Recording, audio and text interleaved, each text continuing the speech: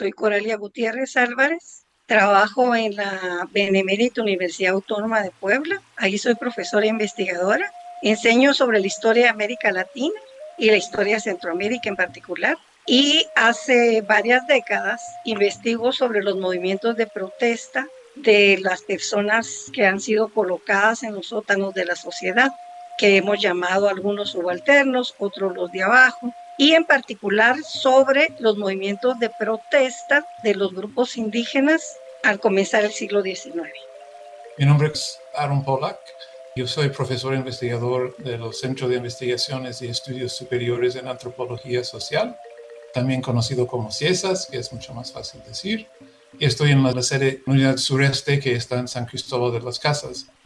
Me dedico al estudio de la historia de Centroamérica y Chiapas, con énfasis en Guatemala, debo decir, y me enfoco en la historia social principalmente, con algunos desvíos por allá en el camino, pero ese es el interés principal. Centroamérica, el presente y sus pasados.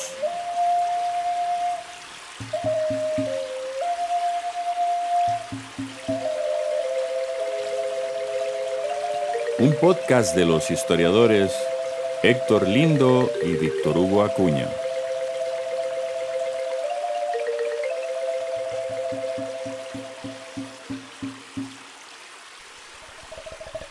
Producido por la Universidad de Costa Rica.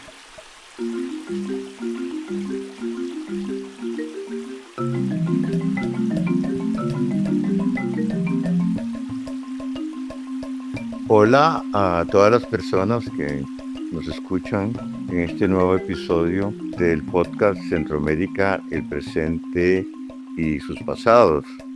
Yo soy Víctor Acuña, me acompaña como siempre mi colega Héctor Lindo y hoy tenemos el privilegio y el gusto de recibir a dos personas que trabajan en México, a la profesora Coralia Gutiérrez y al profesor Aaron Pollack. Y a ambos les damos la bienvenida, les agradecemos haber aceptado esta invitación y iniciará esta conversación mi colega Héctor Lindo. Bueno, un saludo, Víctor Hugo. Gracias por introducir. Un saludo, Aaron y Coralia. Es un gusto tenerlos a ustedes con nosotros. Coralia usó una metáfora muy interesante, el sótano de la sociedad, para referirse a estos grupos subalternos. Empecemos por el siglo XXI. Estos grupos que han tenido tanta prominencia en el sector rural, mestizos, campesinos, indígenas, poblaciones afrodescendientes, que fueron personajes tan importantes en el trabajo de ustedes y en nuestra comprensión de los siglos XIX y XX. ¿Qué queda de ellos en el siglo XXI? ¿Cómo podemos abordar su historia desde el presente? Pues yo diría que queda mucho de ellos, tal vez no en términos numéricos, cuantitativos, pero sí en su presencia, en el impacto social que ya tienen en algunas regiones y podrían tener. Y eso está relacionado con su propia existencia histórica, porque estos grupos han permanecido a lo largo del tiempo. Por ejemplo, los indígenas se mantienen hasta la fecha porque han tenido una capacidad de resiliencia, como se dice ahora, que no es más que la capacidad de resistir y adaptarse, pero con la peculiaridad de mantener sus rasgos culturales, ¿no? Incluso de manera generalmente muy precaria, pero sus bases materiales. Algo que también me gustaría decir es que estamos hablando de estos grupos sociales en Centroamérica, pero hay que notar que eso es pues una generalidad con la que hay que tener cuidado, porque el 43% de la población de indígena en Guatemala, que el 2% en Costa Rica, digamos, ahí ya solo el desnivel, ahí sí, cuantitativo, da determinadas pautas, ¿no? De lo que ha sido en el devenir histórico con estos grupos y lo que es ahora. Al final del siglo XX, en particular en la última década, se produjo un reavivamiento de la identidad de estos grupos. Y ese reavivamiento de las identidades llevó, por supuesto, a que incrementara la organización, incrementara la movilización y su presencia política. Claro, hay otros fenómenos que están en el fondo, que es la presencia de la profesionalización, digamos, ¿no? Que muchos indígenas lograron salir de sus pueblos, estudiaron, se formaron y ahora son abogados que defienden la propia causa indígena, digamos, ¿no? Y bueno, esto que estoy diciendo de la actividad política no se reduce al ámbito, digamos, de los países, ¿no? O al ámbito regional, sino al propio ámbito global, ¿no? Y por eso han conseguido leyes tan importantes o disposiciones internacionales tan importantes que tienen un impacto muy importante a nivel local, nacional, etcétera. Un ejemplo es el convenio 169 de la OIT, ¿no? Eso hubiera sido impensable sin la movilización de los que en el propio convenio se llaman pueblos originarios, ¿no? Que no todos aceptan esa denominación, ¿no? A nivel global es muy reconocida su importancia en temas como el cambio climático, la seguridad alimentaria e incluso en algunas posibilidades de organización social y política que están a la vista, ¿no? Como el ejemplo de la Asociación de Cooperación para el Desarrollo Rural de Occidente en Guatemala, conocida como CEDRO, que es un ejemplo de horizontalidad y flexibilidad que a los propios estados nacionales les hace falta, ¿no? Y la experiencia de las comunidades de pescadores de la costa norte de Nicaragua, el poder de negociación que han tenido al punto de lograr declaraciones de regiones autónomas, ¿no? Y venir a constituir espacios subnacionales dentro de los propios países. Para empezar, hice un poco de tarea de ver, porque estábamos hablando de campesinos. Entonces fui a ver las estadísticas de CEPAL. Y como más del 20% de la población en Honduras, Guatemala y Nicaragua están trabajando en la agricultura. Entonces es un sector todavía significativo, ¿no? En estos países. En Guatemala más del 25%. Yo creo que las movilizaciones políticas son muy concretas y es interesante cómo estas movilizaciones toman en cuenta también la historia, ¿no? O sea, en el caso de Guatemala, Atanasio Zur y la rebelión de Totonicapán son figuras, Manuel Tot, son figuras que aparecen incluso en ceremonias mayas. Entonces son figuras muy presentes. Podemos hablar de las elecciones de 2023 en Guatemala, donde las organizaciones indígenas tuvieron un papel fundamental en asegurar que el presidente electo sí tomara su lugar, porque hubo mucho riesgo que no fuera así. Y esas son organizaciones que construyen desde abajo, no son organizaciones que parten de lo nacional y buscando quién participe y quién no participe. Y aparte de eso, no son solo pueblos indígenas, ¿no? O sea, también organizaciones campesinas son activas. Primero, no todos los indígenas son campesinos para nada, ni históricamente y mucho menos ahora, como dijo Coralia. Estamos hablando de profesionales, de generaciones de profesionales en ciertas zonas, ¿no? En el occidente de Guatemala podemos hablar de 3, 4 generaciones de abogados. Y muchas de las movilizaciones actuales en contra de la minería, en contra de lo que llaman los megaproyectos, también partan de estas zonas rurales donde se implementan esos proyectos. En muchos casos sí son organizaciones indígenas, pero no siempre. También hay organizaciones campesinas que se oponen. Entonces son muy activos, son muy presentes. Todo el historial de lo que quedó del indígena y del afrodescendiente dentro de las culturas actuales, las maneras de comer, las maneras de hablar. Hay una influencia de los idiomas mayas en Guatemala muy notable. Eso es parte de esta herencia y parte de la actualidad también.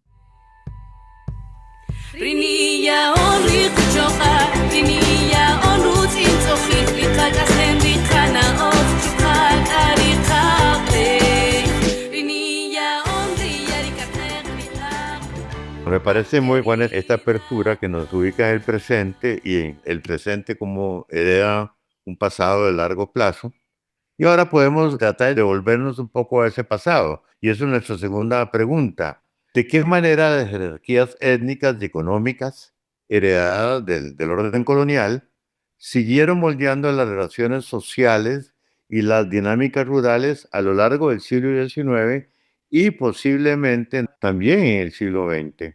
Pues creo que para cualquier periodo histórico hay que considerar que estamos estudiando procesos, ¿no? Entonces, lo que estamos viendo de permanencia de estas jerarquías étnicas y económicas heredadas del orden colonial, pues vienen de atrás, ¿no? Y en particular de la segunda mitad, podríamos decir, del siglo XVIII, que es cuando se inicia, digamos, una ola de reformas que continúa en el XIX y a las cuales responden los pueblos al ver alterado el orden en que ellos se habían ya acomodado. considerar el tardío colonial para entender el 19 e incluso procesos del 19 que se van hasta el 20, ¿no? En el periodo colonial había una organización por pueblos y esa unidad denominada pueblo que estaba gobernada por un cabildo y que tenía pues cierta estructura, ¿verdad? Social y política, económica. Era como la unidad básica donde operaban instituciones como el repartimiento, ¿no?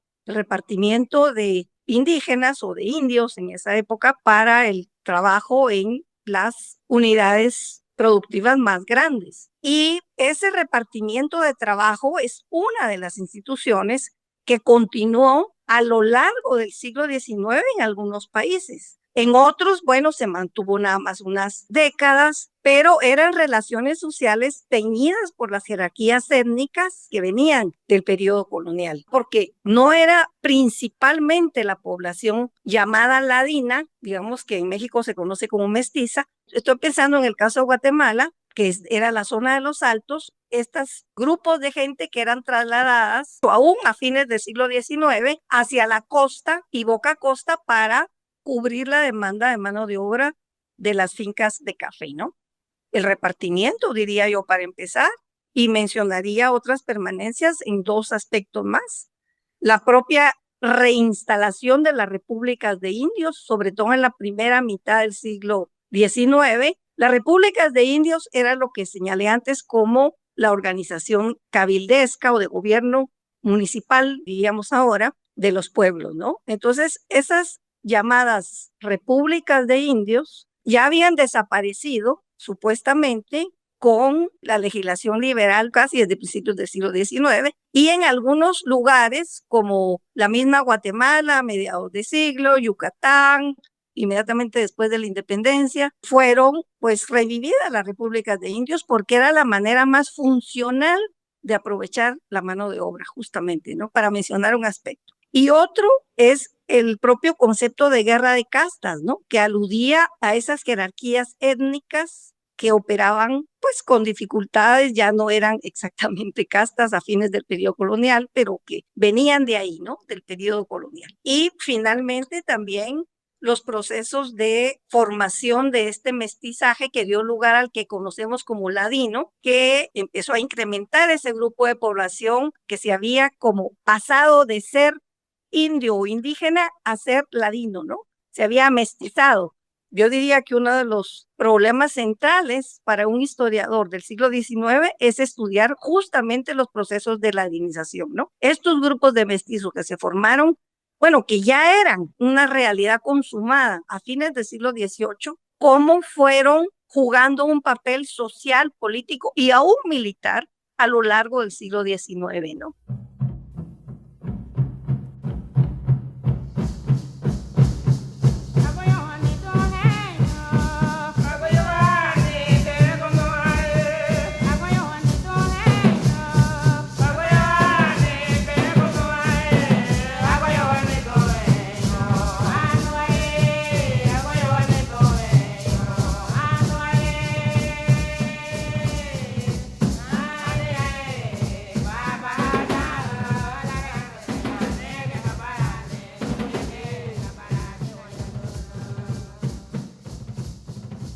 Cuando hablamos de jerarquías étnicas al inicio y al final del siglo XIX, ¿no? Para darnos una idea, y Coradia lo ha aludido, principios del siglo XIX, no podemos hablar de etnicidades, podemos hablar de calidades, son condiciones jurídicas. O sea, si tú eres un indio legalmente y tienes responsabilidades que corresponden a ser indio. Si eres un ladino, igual, si eres un español, igual. Y para finales del 18, principios del 19, esas son las tres categorías principales. Y dentro de la categoría de ladino, además de las personas ladinizadas que habían sido indios, hay una fuerte presencia de afrodescendentes. Yo creo que en todas partes de Centroamérica, más o menos. Porque ladino viene a ubicarse como la categoría que antes eran mulatos o pardos, mestizos. Entonces, esa parte de afrodescendencia tiene mucho que ver con la construcción del ladino, que no es solamente la cuestión de indios ladinizados, ¿no? Al final del 19, estamos hablando de dos categorías principalmente, que son ladinos e indígenas. Los indios más o menos se convirtieron en indígenas en términos de cómo se iban categorizando y se eliminó la categoría de español o la categoría de criollo formalmente. Y eso fue un proceso a lo largo del siglo XIX que tuvo el impacto de hacer que los ladinos ya podían ser tanto los criollos ricos, que esa palabra criollo sigue vigente, ¿no? Y seguramente sigue vigente al final del XIX, para indicar a las personas más blancas, más sí que sus antepasados habían sido españoles o que se habían casado con extranjeros, y ladinos pobres. Es otra clase de gente en muchos sentidos. Se unificaban de manera que el ladino pobre se podía sentir, en todo caso, superior al indígena, sin sentirse como menos de los criollos o de los más ricos. Eso es un cambio que se da a lo largo del XIX en cuanto al vocabulario y es significativo. Son categorías muy variables. Estaba ahora viendo el libro de Julie Gibbons sobre el café y habla de que los quechís indígenas que eran propietarios, que tenían pequeñas o medianas fincas de café, eran considerados ladinos. Podían ser quechís y también ladinos. O sea, todo es muy fluido. Estas categorías legales de indio, ladino, español, formalmente dejan de tener significado, como dijo Coralia, después de la independencia. Ya es el liberalismo, todos somos iguales, esas categorías ya no pueden seguir funcionando. Sin embargo, Carrera reimpuso las leyes de Indias, ¿no? Y eso significó que sí había una distinción muy real entre los que eran indígenas y los que no eran indígenas. Las leyes aplicaban a los indígenas, esas leyes de India. Por otra parte, toda la cuestión municipal que también mencionó Coralia, muy al final del XVIII, principios del siglo XIX, antes de la independencia, dentro de los pueblos de indios empiezan a haber ciertos gobiernos de españoles y ladinos en ciertas partes o solo de ladinos. Sé que ocurrió en El Salvador y ocurrió en Guatemala. Entonces, en el mismo territorio hay como que fueran dos gobiernos, uno encima del otro o paralelos, como lo quieran entender. Y ese sistema o esa distinción se mantiene a lo largo del XIX, por lo menos en Guatemala. Formalmente, dentro de la organización municipal, hay un cierto número de ladinos y un cierto número de indígenas. O bien hay una persona responsable por negociar con los indígenas. Es un indígena que forma parte del gobierno municipal, de la municipalidad, pero tiene esa obligación. Entonces se mantiene, aunque legalmente, formalmente todos son iguales, no se puede manejar la sociedad porque la sociedad sí se entiende como diferente, como dividida. Se habló también de las jerarquías económicas, ¿no? Y sus modificaciones. Y creo que ahí yo siento como que sí nos hace falta más trabajo a nivel regional para entender un poco mejor la situación. Sabemos que al final del periodo colonial, la familia aycinena era superpoderosa en todo el istmo, todo Centroamérica.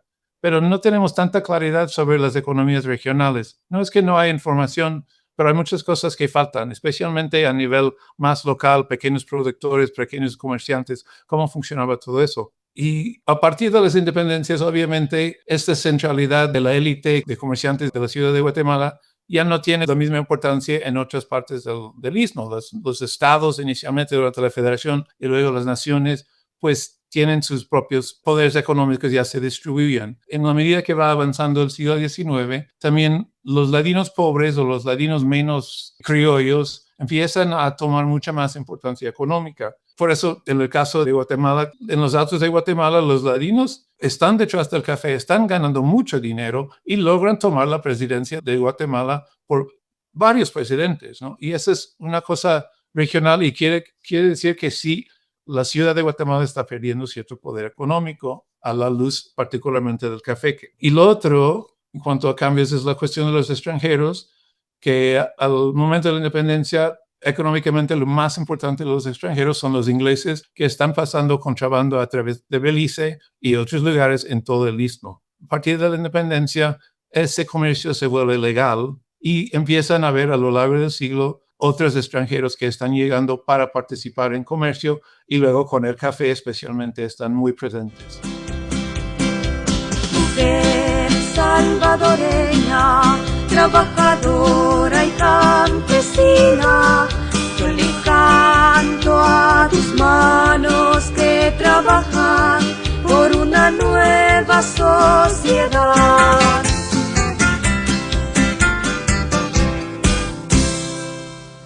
Bueno, y lo que nos acabas de decir, yo creo que nos abre el camino para la siguiente pregunta, ¿no? Tú mencionaste cómo estos cambios posteriores a la independencia introducen nuevos procesos económicos, se debilita la influencia de familias como los Aycinena, entra una mayor relación con comerciantes ingleses, inclusive con comerciantes estadounidenses.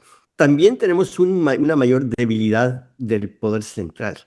¿En qué medida aprovecharon los grupos subalternos las fisuras institucionales y las oportunidades políticas que se abrieron en ese contexto? Pareciera que hay una relación directamente proporcional entre la libertad relativa de los grupos subalternos para avanzar sus demandas y proyectos y la debilidad estatal en el siglo XIX. Y aquí quiero reiterar la idea que planteé al inicio, el de la resistencia y la adaptación creativa de todos estos grupos en la larga duración. Y señalar que la historiografía nos marca 3 momentos en donde los grupos de abajo se lanzaron a la protesta y a la lucha por sus demandas de manera pacífica o violenta. Es el momento que siguió a las Cortes de Cádiz y en particular a la promulgación de la Constitución de 1812, que otorgaba a todo el mundo en general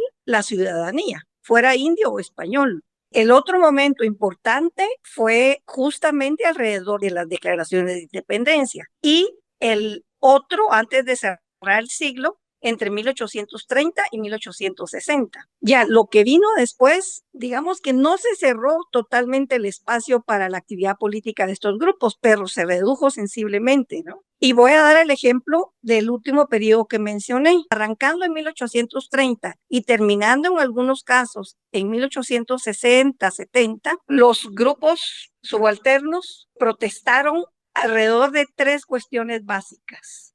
El intento de constituir poderes intermedios que fueran su enlace con el poder estatal en construcción fueron muy fallidos, ¿no? En este periodo. El otro grupo de conflictos fue alrededor de la tierra y el otro grupo de protestas fue alrededor de las exacciones fiscales o laborales. Y esto, pues, hasta donde sé, incluyó más allá de los grupos rurales, también a los urbanos, ¿no? La otra cuestión que quisiera señalar sobre este mismo periodo como maneras muy importantes en que la gente aprovechó los momentos de debilidad estatal es que sobre la base de estar relativamente bien informados y de apelar a algunas redes en donde entra este fenómeno económico de redes comerciales bastante densas y bastante amplias que sirvieron no únicamente pues como redes comerciales, sino también como redes de información, redes de agitación, redes de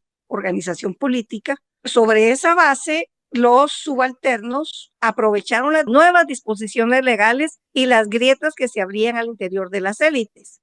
Aquí justamente entra de manera muy relevante el papel de los intermediarios, como los propios líderes locales, por ejemplo, las autoridades indígenas, los abogados de la época, los médicos, los profesionales liberales en general, y eventualmente los sacerdotes católicos. Lo que pasa es que, como dice Aarón, no tenemos mucha información sobre estos últimos, ¿no? Pero uno puede sospechar que jugaban un papel muy importante, aún teniendo a la vista que la iglesia en Centroamérica generalmente estuvo del lado de las élites, ¿no? Pero aún así, ¿qué pasaba con los párrocos, ¿no? Y sus feligreses? Otro recurso al que apelaron fueron las alianzas. Se ha encontrado que se constituyeron poderosas alianzas multiclasistas, multiétnicas. Esto a pesar de que hasta hace poco persistía la idea de que los grupos particulares y específicamente los indígenas estaban políticamente aislados, ¿no? Pero las investigaciones de las últimas décadas nos muestran todo lo contrario, ¿no? Una de las más conocidas, por supuesto, es la alianza multiclasista y multiétnica, vuelvo a repetir, de Carrera en Guatemala con una variopinta población subalterna, ¿no? También la rebelión o las constantes rebeliones, porque eran recurrentes, de Petronilo Castro en El Salvador, en estas décadas del 30 a mediados de siglo, ¿no? De la primera, de la de Carrera, por ejemplo, Woodward y Palencia Dicen que el periodo que siguió a las rebeliones y la alianza con los conservadores ofreció una alternativa al modo de desarrollo que puso mayor énfasis en la subsistencia que en las exportaciones, así como en la estabilidad de la organización social de la comunidad tradicional sobre el nacionalismo económico que el capitalismo liberal enfatizaba en el siglo XIX para América Latina, ¿no? Y bueno, también otra cuestión es flexibilidad de las fronteras, ¿no? A propósito de los movimientos de Petronilo Castro, porque bueno, no existía realmente fronteras para este movimiento, ¿no? Iban de Guatemala a El Salvador, regresaban, iban a Honduras, volvían. Ahora conocemos como fronteras, no cabía, ¿no? Te alabo por 1000 veces, porque fuiste rebelde, luchando noche y día contra la injusticia de la humanidad. Luchando noche y día contra la injusticia de la humanidad. Coralia está hablando de un periodo de resistencia o de resiliencia, y luego nosotros introducimos la cuestión en la última pregunta sobre qué pasa con el liberalismo y las economías agroexportadoras y la formación de los estados, ¿no? ¿Qué tiene eso para el conjunto de las clases subalternas? Y simultáneamente, porque Aaron insinuó algo al respecto y quisiera también que lo retomara para ambos periodos, ¿en qué sentido puede verse la ladinización o la movilidad social vertical como una forma de resistencia también?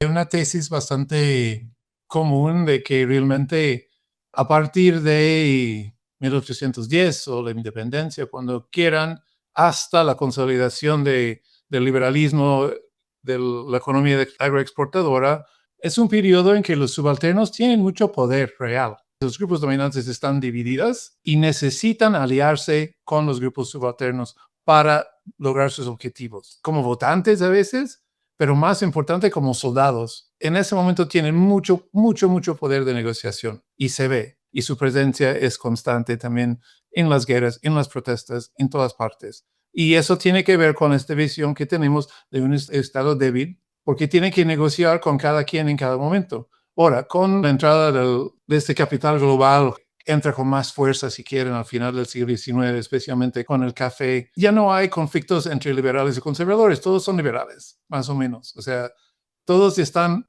de acuerdo, vamos con esto nos está funcionando. Y en esto, los grupos subalternos ya no tienen aliados o potenciales aliados a nivel más allá. Y eso he estado tratando de entender esto un poco mejor sin lograr mucho, pero como que en ese periodo de 1860, 70, creo que hasta la aparición de los partidos comunistas, los anarquistas, etcétera, ya entrando en el siglo XX, los campesinos se quedan, o las organizaciones subalternas en general, no tienen dónde apoyarse. Además que la iglesia, que también les apoya en algunos momentos o las ha apoyado, está súper debilitada. Ese es un poco el proceso. La cuestión del café es, como dije, había indígenas relativamente ricos que eran propietarios, que tenían sus propias fincas de café. La mayor parte de los indígenas que tuvieron que ver con el café fueron mozos, fueron trabajadores, y les fue bastante mal, o sea, perdieron sus tierras en muchos casos. Esto era ya desde antes, pero continuó en el periodo del café.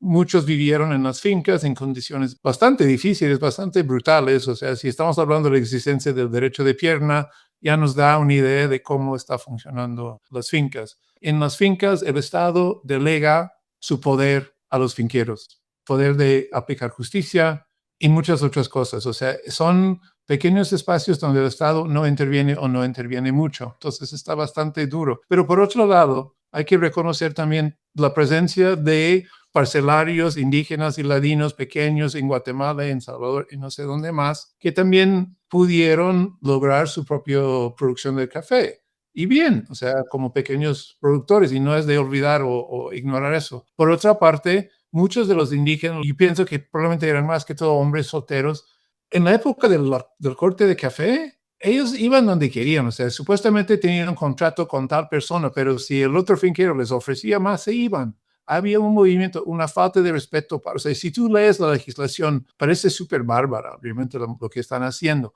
pero en la práctica la gente se movía y es una forma de resistencia. Yo no voy a cumplir con este contrato si me dieron dinero adelantado y yo me lo llevo y me voy, porque puedo, porque el otro finquero tiene tanta necesidad que me va a pagar más y yo me voy, ¿sí? Y eso era bastante común. Eso no quita lo brutal que eran las fincas y demás, pero había también esa parte. O sea, es un mundo complejo. Ahora, en cuanto a la pregunta sobre la legislación como forma de resistencia, depende cómo definimos resistencia, ¿no? Son decisiones que se toman por muchas razones diferentes. O sea, si te va a ir mejor ubicándote como ladino, igual lo vas a hacer. O sea, si tú vives en un pueblo donde está bien, hay 20% ladinos, 80% de indígenas, y un día tú dices, bueno, yo soy ladino, pues no va a funcionar muy bien, porque la gente te ubica. Pero en las ciudades, y esto hasta el día de hoy, hay gente que en la ciudad de Guatemala es ladina y en su pueblo es indígena, muy claro. Yo quisiera que las mujeres caminen libres, ya no más violencia, ya no más muertes. Rakrewa Karabe, Sekiana Senare Ate, Seheri Keska, Sewakei Hegra, Hikayo Bi Koari Ke. Kamruri Shuki, Yeshke, Kamruri Shuki, Mamar Guarabuae, Tosenje Joki, Troktai Eto Jekei, Kredi de Pe, Wadape, Namutai Eto Jekei, Kre Kabata, Yarabata, Kebe Osman, Kabru Reshuki, Kabru, Taire Reshuki, Mamar Guarabuae, Tutsenje Joki. En este periodo, tanto en ese de resiliencia como en ese ataque del liberalismo económico y del Estado, ¿qué papel jugaron las mujeres? Como que me parece importante, digamos, retomar esta cuestión del papel de la población femenina. Tengo la impresión, ¿verdad?, que es poco lo que se ha hecho. Ese es un tema pendiente, por lo menos para la primera mitad del 19, ¿no? Sé de antes y un poco de las primeras décadas digamos, de antes de la independencia, que sí, las mujeres tenían un papel realmente al frente, ¿no? Sobre todo de los alzamientos. También en esto que Aaron ahorita comentaba, no sabemos cuántas mujeres enviudaron y heredaron las propiedades de sus maridos, ¿no? Y se pusieron al frente. Hay mucho que hacer respecto al papel de las mujeres, ¿no? De las de abajo o de las de en medio, ¿verdad? Porque conocemos algo también, incluso de las de arriba, pero no más.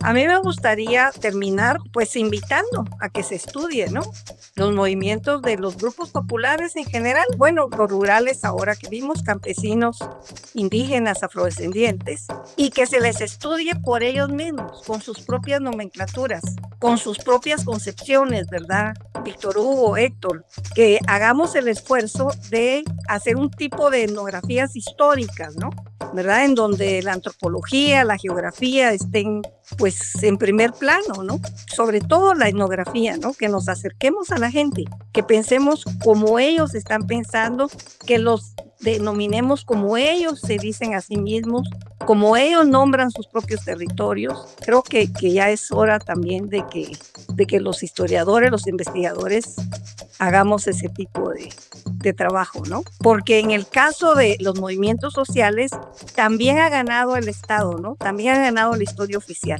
O sea, lo que se ha hecho es básicamente desde la perspectiva de la formación del Estado-Nación, ¿no? No desde la perspectiva de los grupos indígenas o afrodescendientes o campesinos en general o populares en ese término también genérico, por sí mismos, ¿no? En sus propios términos.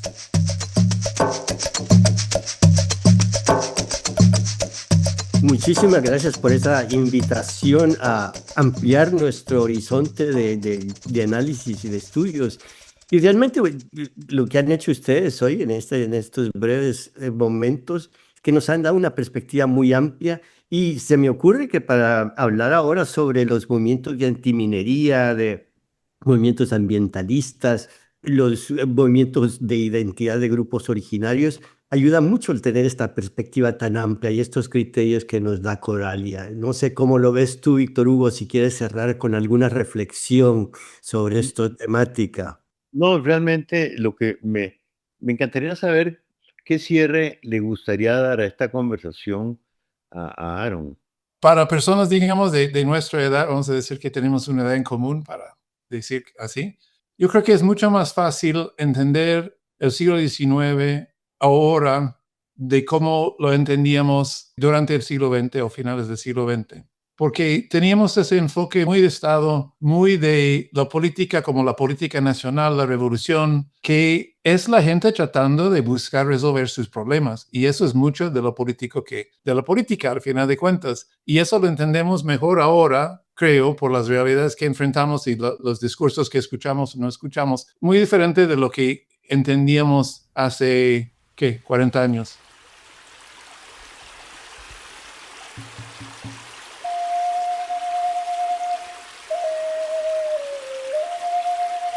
Quisiera agradecer tanto a Coralia como a Aaron esta interesantísima conversación que hemos tenido. Creo que va a ser de mucho interés por parte de las personas que nos escuchan y creo que hemos logrado muy bien en esta conversación, gracias a nuestros entrevistados, mostrar la ineludible relación que hay entre el presente y sus pasados, que es el objeto de este podcast. Así que muchísimas gracias a esta historiadora y a este historiador que se ocupan del pasado, pero manifiestamente por sus intervenciones están muy bien asentados en el presente. Muchísimas gracias. Y me despido de mi colega Héctor Lindo Fuentes. Bueno, ha sido un gran gusto realmente y quiero recordarle a nuestra audiencia que nos puede encontrar en las redes sociales, Facebook, en Instagram, en Spotify y pueden dialogar con nosotros a través de estas redes y nosotros contestaremos cualquier duda y estamos encantados si de repente dan un like a nuestros podcasts. Les agradecemos que nos escuchen. Dirigido por Héctor Lindo y Víctor Hugo Acuña. Producción general, Gloriana Rodríguez Corrales. Asistencia de producción, Ana María Ramírez Macís. Música original de Manuel Monestel. Técnico de grabación, Paolo Marín. Arte visual, Karina García. Diseño gráfico y contenido web, Luna Salazar Palacios y Jimena Espinosa Ayala. Una producción de la Escuela de Historia, la Vicerrectoría de Acción Social y la Radio SUCR. Universidad de Costa Rica, 2026.